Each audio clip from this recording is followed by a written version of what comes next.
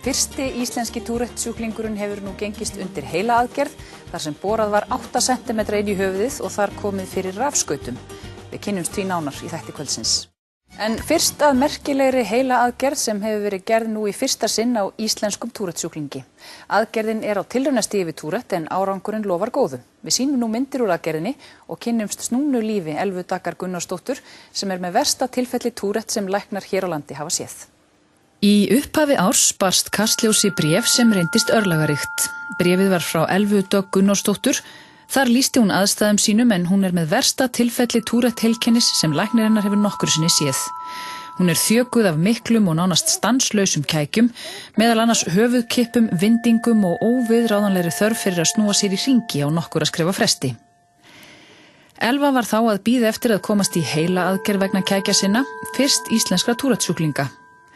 Hún vildi segja sögu sína í Kastljósi til að fólk fengi meiri fræðslu Tourette og sæi þar með að á bakvið svo undarlega hegðun byggi yfirleitt ósköp venjulegt fólk. Ég hef alveg átt að til að einangra mig svolítið út af þessu, ekki vilja fara út á meðal fólks og svona. En ég hef líka verið svolítið hörð við sjálfa mig að leyfa mér það ekki. Og stundum sko, því að þetta er náttúrulega orðið mér, náttúrulega voðalega eðlislægt sko. Að þá á ég alveg til að, þú veist, ég fer kannski út og ég get fullt að kækjum og það er alltaf að horfa á mig, sko. Og þá er stundum bara, hlýt ég að líta vel út í dag, það er alltaf að horfa á mig. Svo svona, nei, það er sennilega út að kækjum minni svo allir að horfa á mig, sko. Þannig að, þú veist, ég á til að gleyma þess aðeins, sko. Þó ég sé alltaf að gera þetta.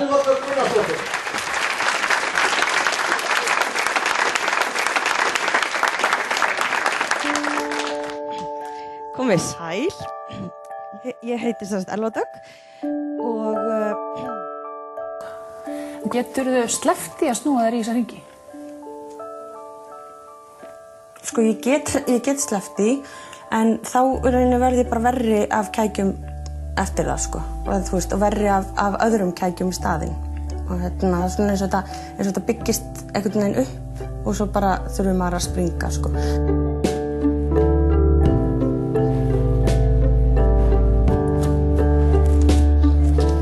Ég hef verið að taka köst þar sem að ég er svo slæm að ég get ekki borðað sjálf. Það þarf að skera honum með matinn og get eiginlega bara ekki gerst neitt sko. Ég þarf eiginlega bara að liggja út af og því að þá eru kækirnir ekki svona miklir sko.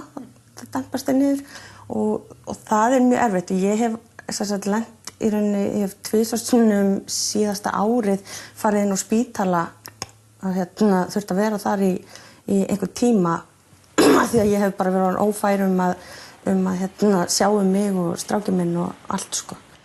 Rafskautaígræðslur í heila hafa verið gerðar árabil á Parkinsons-sjúklingum en eru enn á tilraunastigi við Tourette. Hvernig virkar þessi aðgerð? Geturðu útskýrt það fyrir okkur svona í stuttu máli? Sko, helsta kenningin bak við Tourette-sjúkdómnum er að þetta fjallar truflun í taugaboð á milli framheila og botnknóða sem eru kjarnar sem eru djúpt inni í heilanum. Og með þessi rafskautaðgerð getur maður svona breytt taugaboðin og aðgerðin byrja með flókin mæling þar sem skurðlæknirinn finnir réttan stað fyrir rafskautana. Svo borað 2 hólur, gött í höfuðkúpunni.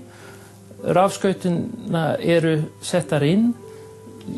Svo tengd við rafleiðslu sem fyrir utan höfuðkúpu undir húð og leiðir svo niður alla leiðina á brjóstkassa þar sem gangráðin staðsett einnig undir húð.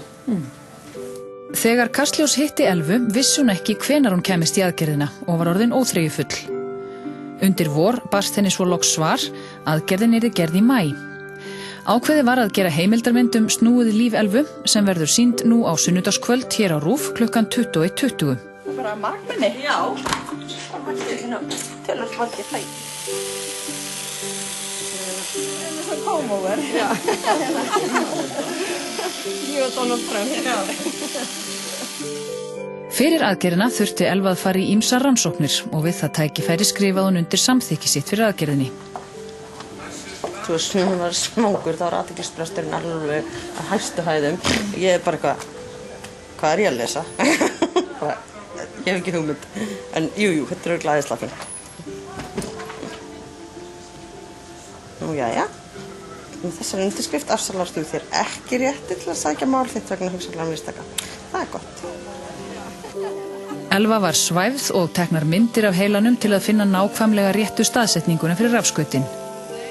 Aðgerðina gerði Hjálmar Bjartmars, heilaskurðlæknir við sjúkrahúsið í Lundi.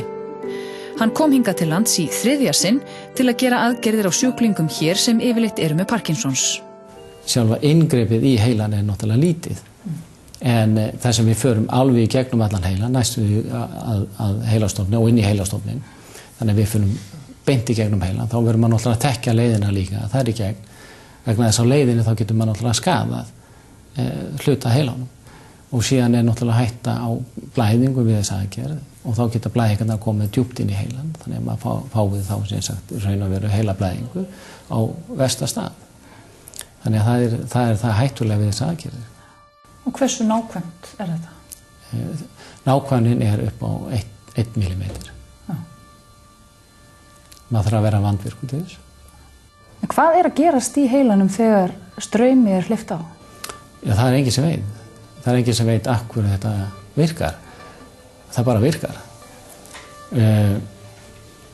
Það eru mikla rannsóknir kringu það, en kenningin er að maður sem sagt stoppar einhver boð sem er sem sagt einhvern kjarni sem þá gefur of mikið af boðum og mynda einhvers konar balans í heilanum í staðinn.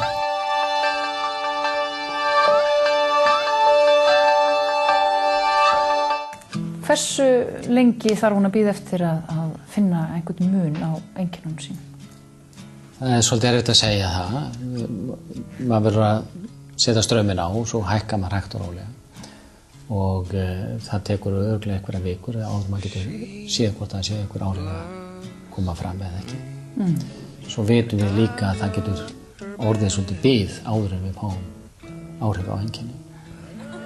Þannig að við bíðum nokkra mánuði til þess að sjá. En maður myndi ekki breyta rafskautunum fyrir eftir 1 ár. Eða til þess kæmi. I'd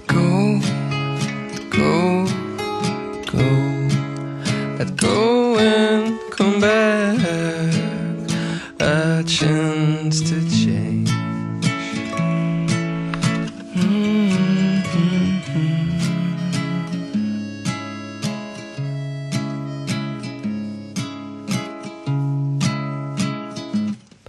A pen, a pill, a paperwork, and chill.